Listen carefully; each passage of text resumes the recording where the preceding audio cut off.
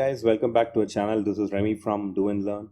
So today we are here to learn about the basics of Java, and also we will have a walkthrough of the installation of JDK in your computer. I prefer using a Windows computer here, but the installation process remains more or less same with other operating systems. So moving on further, before we go for the installation process, let's have a small look about what is Java and the inception of Java and so on, just for 2 or 3 minutes. So as you can see here, we have a timeline where we have different inceptions of programming languages. As you can see, the programming languages that are highlighted in yellow are some of the commonly used languages, and our programming language Java is highlighted in red here, which is what we are going to deal with this in this course. And apart from that, if you can see, Java has started during the time 1990s to 99. Now we are in 2020, so it's a huge evolution, and you can understand the maturity of Java from this timeline unit. As we progress further, so Java actually developed in 1991. James Gosling is a person, as you can see here in this picture, who was from Sun Microsystems, and with the help of his teammates, he started the first version of Java. And initially, when they started this programming language, their focus were to address the issues what they faced in small embedded systems like home applications or home appliances or small kind of computer processors. So they never thought about the way in which Java would be useful in future, because nowadays Java is really into a lot of internet applications. And not only that, you can name anything like from portability, portable applications, to hard server end applications, or like workstation applications. Everywhere Java is used. So initially it was called Oak, and later it was renamed as Java. So you can just go through the history. That's really interesting, and we have a lot of videos on the internet based on this guy, James Gosling. Moving further, just before we go for installation, I just want to introduce you to the primary goals in which Java was really created. So the primary goals of Java was it has to be very simple, and it has to be object oriented, because these people, when they created Java in earlier days, the previously leading language was C++, and they want the programmers to have the comfort of comfort of having a similar kind of language, so that they don't feel this as a new language to them. So that's the main idea of creating this language in an object oriented scenario. And also they want to have this language in a familiar pattern like the previous C and C++. So when you try to compare the C++ and Java, more or less the structure remains the same, but the advantage and disadvantages varies. And also they want this language to be robust, to be really strong, and also secure.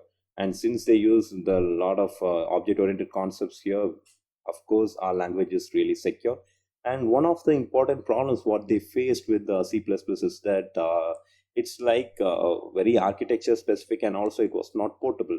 So they planned that Java should really be portable, and when I code Java in one of the operating systems or one of the architecture, hardware architecture, it should be able to work in other architecture also. So we need not ask the developers to develop separate versions for every architecture what they have.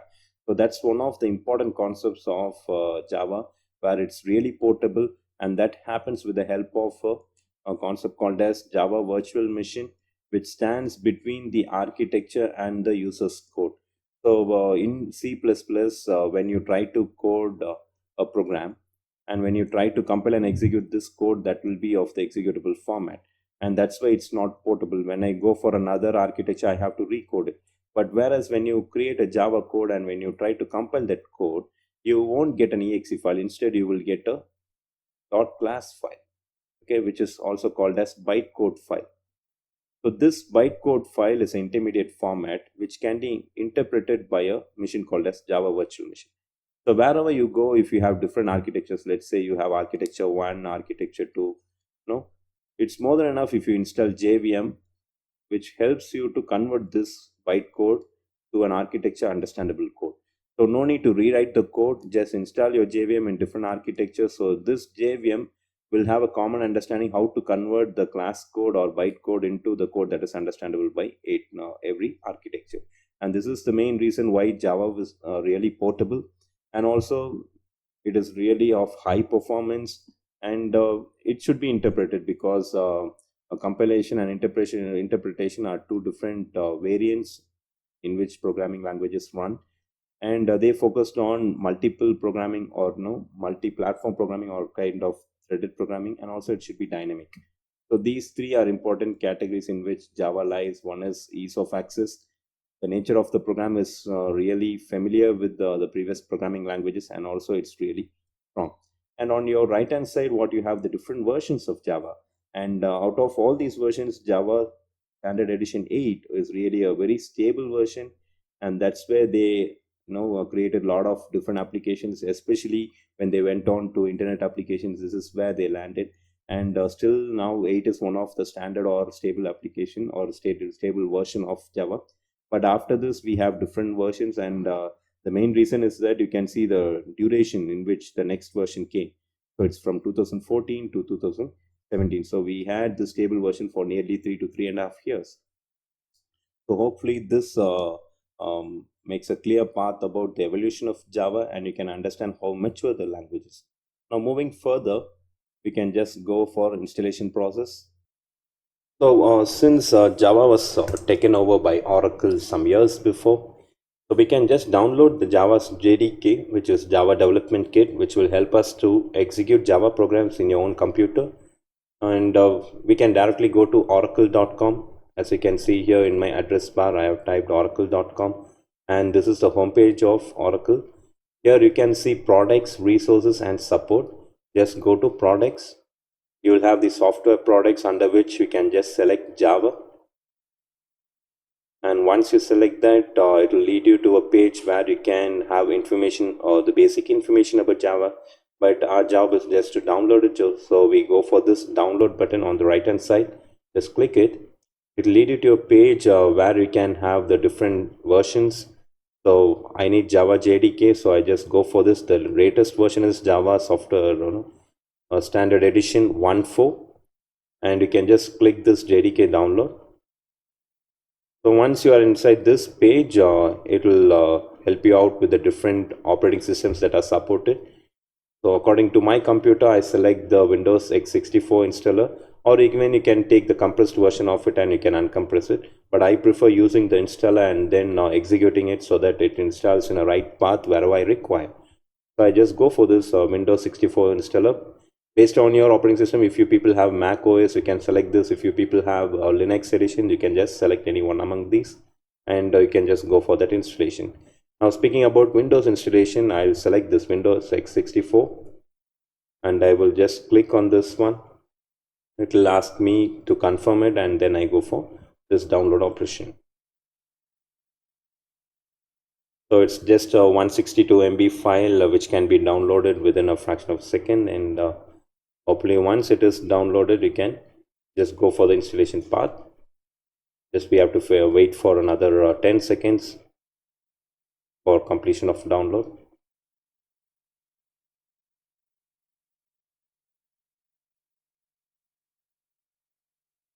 Yeah, that's fine. It's downloaded. So let me go for this file.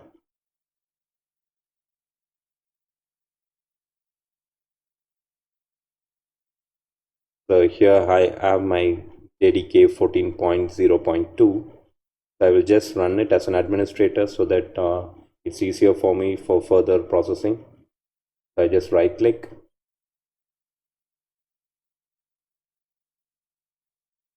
I don't know what happened to my system. It's really slow. Yeah, we got it. Now you run as administrator. So you will be prompted to agree to certain terms. As you can see, you have this pop-up window where you can start the installation process. So initially it says that this wizard will guide you through the installation process, blah blah blah, and so okay, we guess next. Now it will ask you for the exact path where you want to install. I'm pretty okay with this path, but if you prefer using another path, please go for it. The default path is like in your parent drive program files followed by Java, then it will show the version of Java that is JDK 14.0.2, and that's where it's going to install. I keep it as default, then I give next. Then it will start the installation process. We'll have to wait for some 2 or 3 minutes before the installation gets over.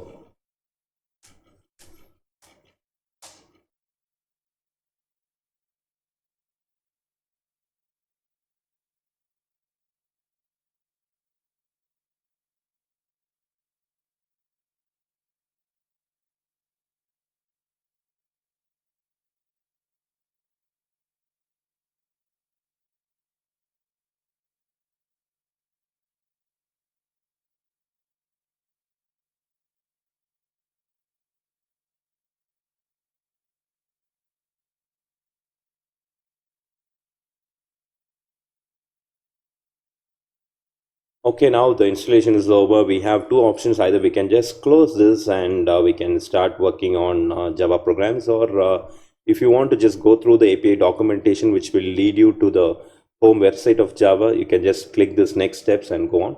But I don't prefer using the documentation as of now, because this video is purely for installation and checking whether Java has been installed rightly or not.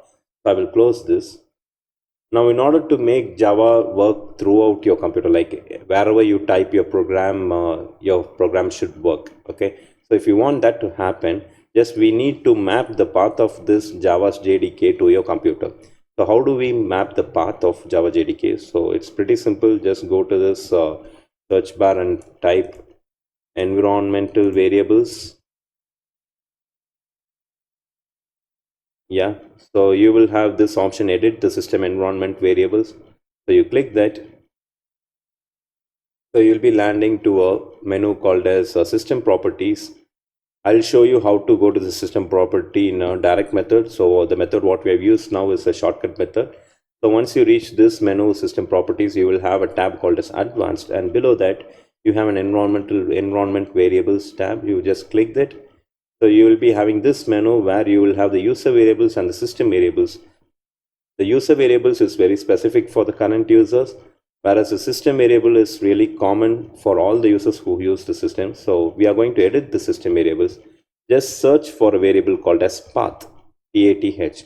If suppose there is no such variable, what you can do is you can click this new and type this variable as path, and the variable value I'll let you know in near future. Now suppose since we have the path variable already existing, I will click this, I'll click edit.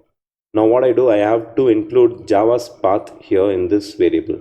So you go to the place where Java is installed for you. So according to my system, it's installed in C drive, program files. Then I have folder Java, JDK, and into that bin is the exact folder where we need. So you click the address, make a copy, and close this. And you come back to this edit environmental variables window. You give new, and you just paste it. After giving OK, now you can see, if you want, you can just check it once again. Go for path and double click it. You can see the path of Java is enabled here. Okay, so this is how we map the Java's home folder to your system variables here.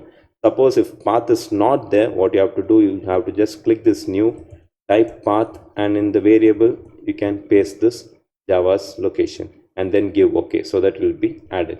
Okay, so this is how we map the path. Now in order to check whether Java is properly installed or not, what we do, just go to the run command, which is Windows R, then you type cmd, press enter. So you will be inside your command console. You can just type Java C and double hyphen version, or you can just type Java double hyphen version, which will show you the current Java's version which is installed in your computer.